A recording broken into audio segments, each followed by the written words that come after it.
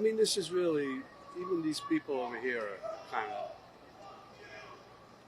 it's kind of crazy. It's really crazy. And this thing, Donald Trump has created this. He should be telling them not to do this. But he's just, he wants to sow total, he wants to sow total chaos, which he's succeeding in some areas and places to do. Anyway, beside all that, this is my neighborhood, downtown New York City. I grew up here and feel at home in these streets. I feel comfortable. The Twin Towers fell just over here, just over there. This part of the city was like a ghost town. But we vowed we would not allow terrorists to change our way of life. And we started the Tribeca Festival to bring people back.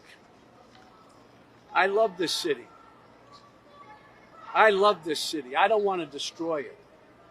Donald Trump wants to destroy not only the city, but the country, and eventually he could destroy the world. But we vowed we would not allow terrorists. I owe this city a lot. And that's why it's so weird that Donald Trump is just across the street. Because he doesn't belong in my city. I don't know where he belongs, but he certainly doesn't belong here. We New Yorkers used to tolerate him when he was just another grubby real estate hustler masquerading as a big shot, a two-bit playboy lying his way into the tabloids, pretending to be a spokesperson for himself. He was calling it as himself for himself, to fool the press into inflating his net worth. A clown. But this city is pretty accommodating. We make room for clowns. We have them all over the city. People who do crazy things in the street, we tolerate it. It's part of the city, it's part of the culture. But not a person like Trump who will eventually run the country. That does not work, and we all know that. Anyway, we make room for clowns, to each his own.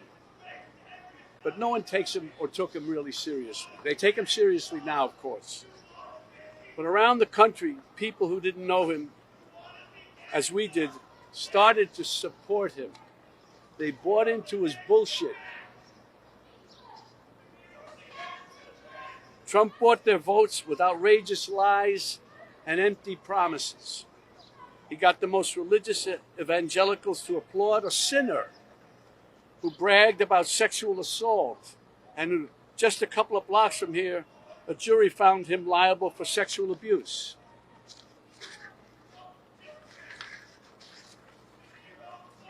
Somehow he even got self-styled patriots to support a man who called for terminating the Constitution, and on January 6th rallied an angry mob to threaten democracy, leaving death and destruction in its wake. That's why I needed to be involved and wanted to be involved in the new Biden-Harris ad, because it shows the violence of Trump and reminds us that he'll use violence against anyone who stands in the way of his megalomania and greed. But it's a coward's violence. You think Trump ever threw a punch himself or took one? This guy who ran and hid in the White House bunker when there were protesters outside? No way. He doesn't get blood on his hands. No, he doesn't. He directs the mob to do his dirty work for him by making a suggestion, an inference. And his gang grovels and follows his obvious order. It's no surprise that the murder rate and other violent crimes peaked under Trump and are falling under Biden. And now he's promising to use our own military to attack U.S. citizens. That's the tyrant. That's the tyrant he's telling us he'll be. And believe me, he means it. When Trump ran in 2016, it was like a joke. This buffoon running for president. No, never could happen.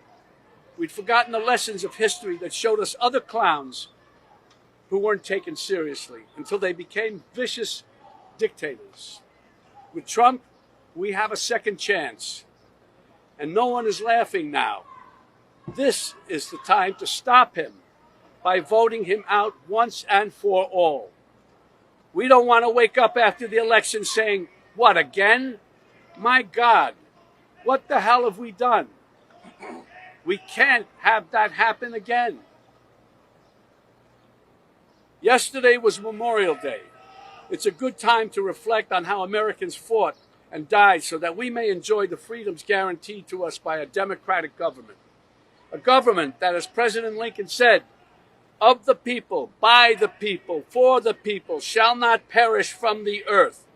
Under Trump, this kind of government will perish from the earth.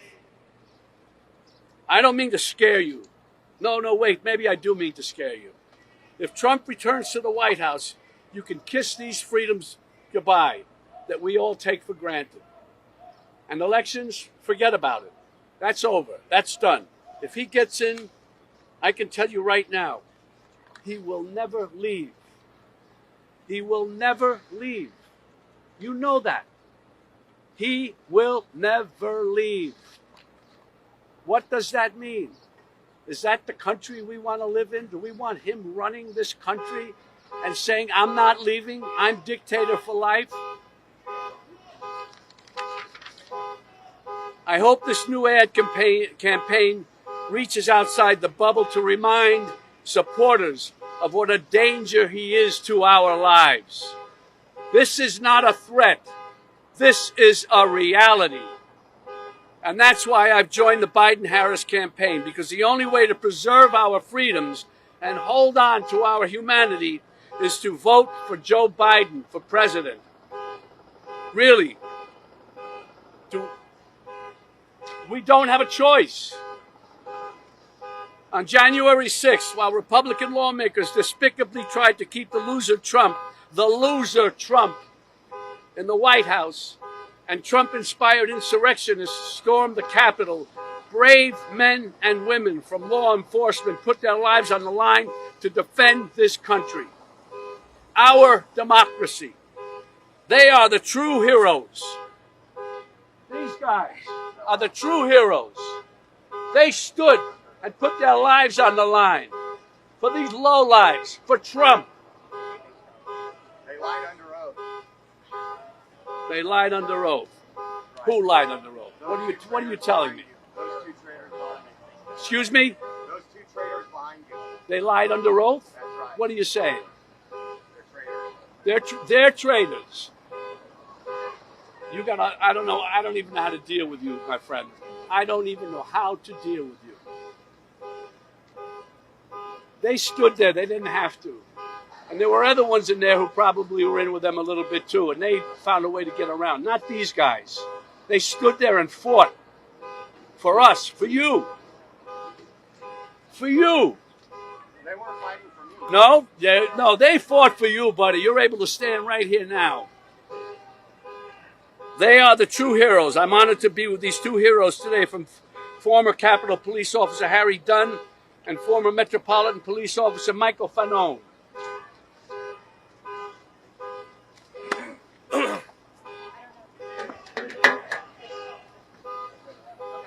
You know, I used to like your shit, Robert De Niro, but you is a truly scumbag bashing Trump.